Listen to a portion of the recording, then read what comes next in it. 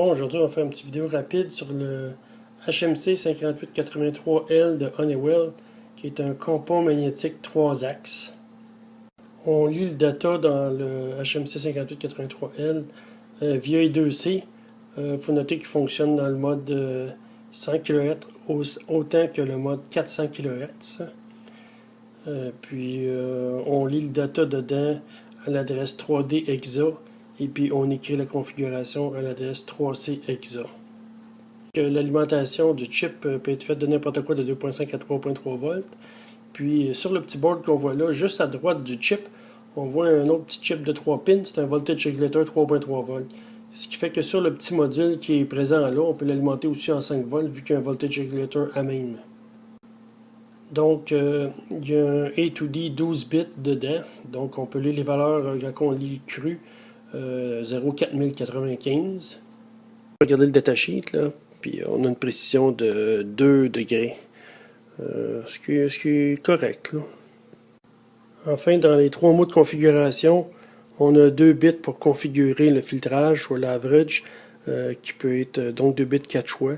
On peut lire la valeur qui est la moyenne des 8 dernières valeurs, des 4 dernières, des 2 dernières ou la dernière. Ça fait les 2 bits d'averaging.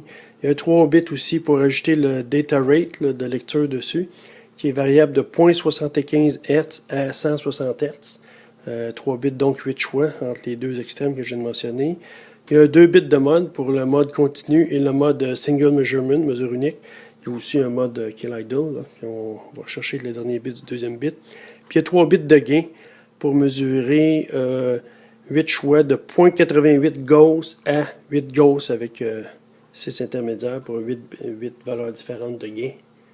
Donc on va regarder un petit peu le code, de code d'Arduino pour être capable de lire ce que le compas va nous donner. Donc on va avoir un petit morceau de code qui va nous permettre d'indiquer le nord dans la direction X du compas électronique en recomposant par trigonométrie les valeurs Y et X pour trouver la composante la plus forte qui est le magnétisme de la planète. Là. Dans le code, on a une petite correction qui est faite pour la déclinaison magnétique selon l'endroit où on est. Fait que moi, ça va être fait pour Verchères. Donc là, mon compas que je tiens dans mes mains est branché sur un Arduino qu'on voit là. À côté, j'ai une boussole. Je vois ça à l'écran où je peux lire ça. Mon Arduino envoie ça en RS232 à Processing. Et puis là, ben, si je oriente la direction X sur le nord, je peux tourner ma boussole comme ça pour tourner de l'autre côté pour orienter le nord. Tiens, là, je suis au nord. Si je retourne de l'autre côté, ben là, je m'en vais complètement de l'autre côté. La misère, je bouge là.